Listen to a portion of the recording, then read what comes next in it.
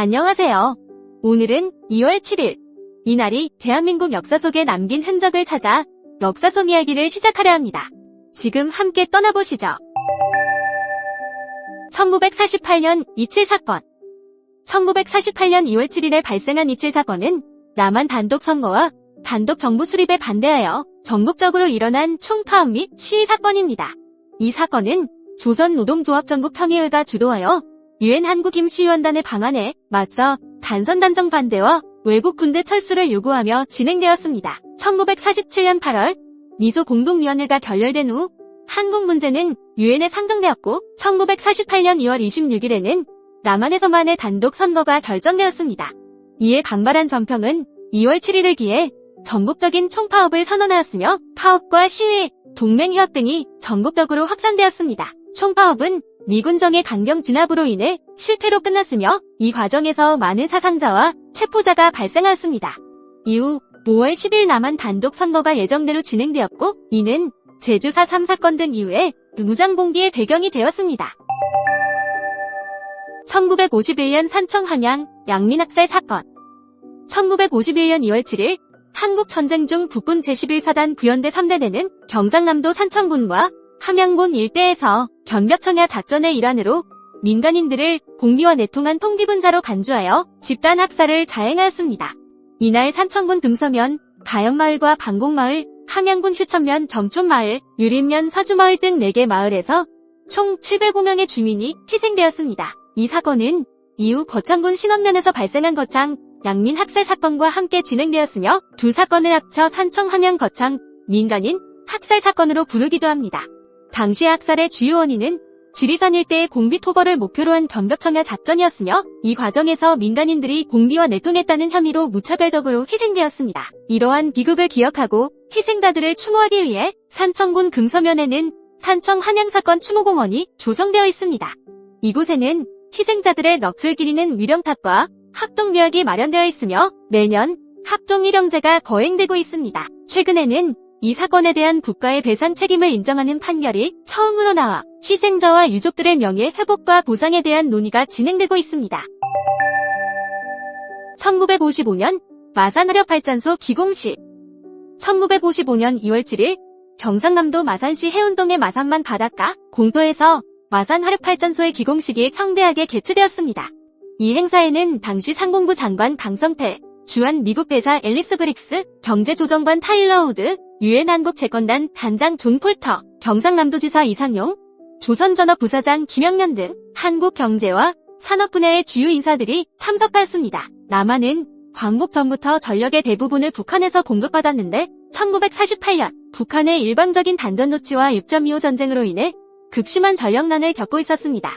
이를 해소하기 위해 1956년 당일리 3호기, 마산 1, 2호기, 3척 1호기 화력발전소가 건설되었습니다. 마산 화력발전소는 시설 용량 5만 킬로와트 규모로 당시 한국에서 손꼽히는 대형 발전소 중 하나였습니다.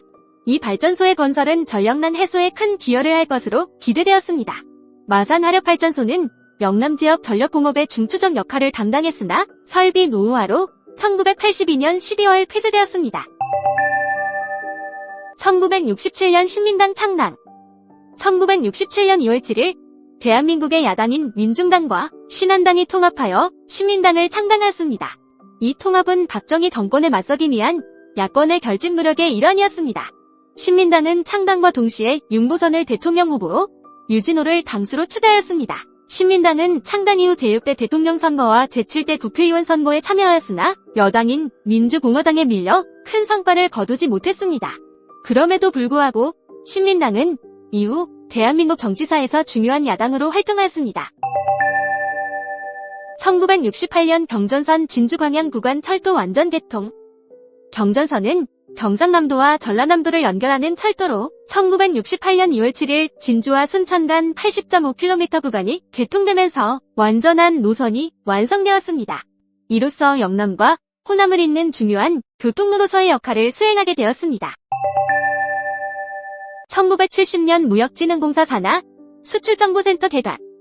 1970년 2월 7일 대한무역진흥공사는 수출정보센터를 개관하여 우리나라 수출산업의 발전에 중요한 역할을 수행했습니다.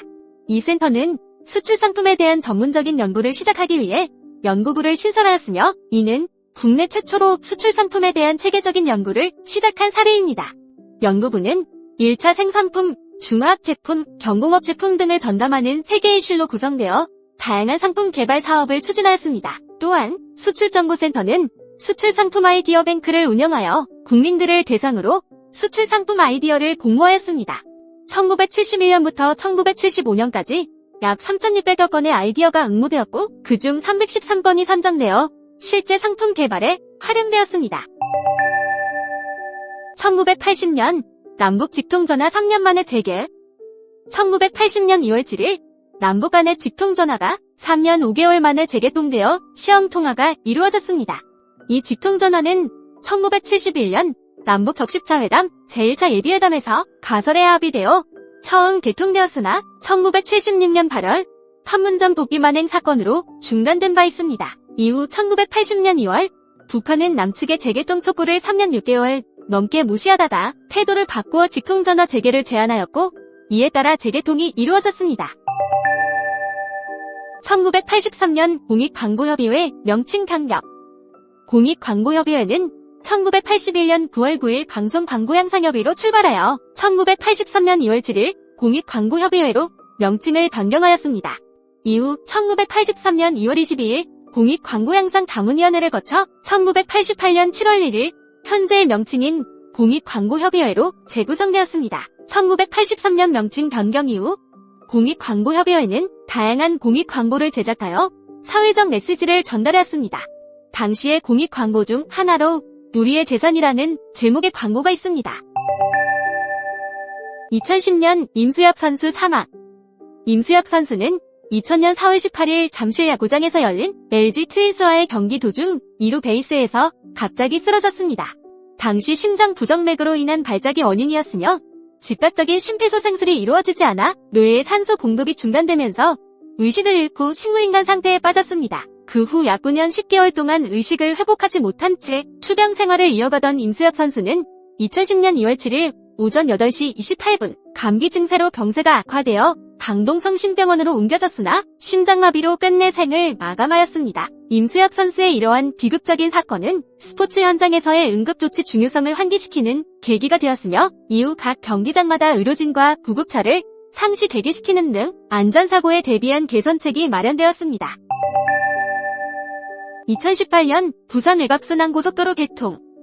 부산외곽순환고속도로는 경상남도 김해시 진영읍에서 부산광역시 기장군 일광읍을 연결하는 총 연장 48.8km의 고속도로로 부산 도심의 교통 혼잡을 완화하고 동남권 지역 간 교류를 촉진하기 위해 건설되었습니다.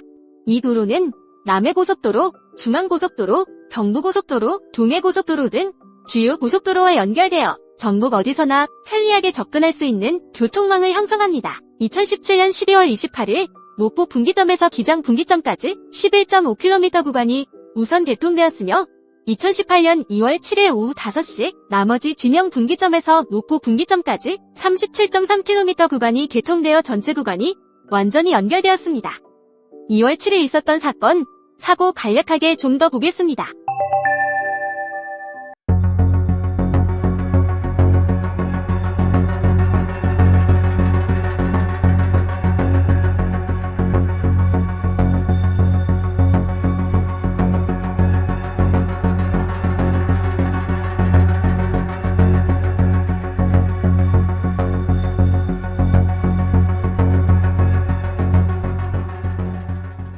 우리가 몰랐던 오늘의 역사, 알고 나니 흥미롭지 않나요?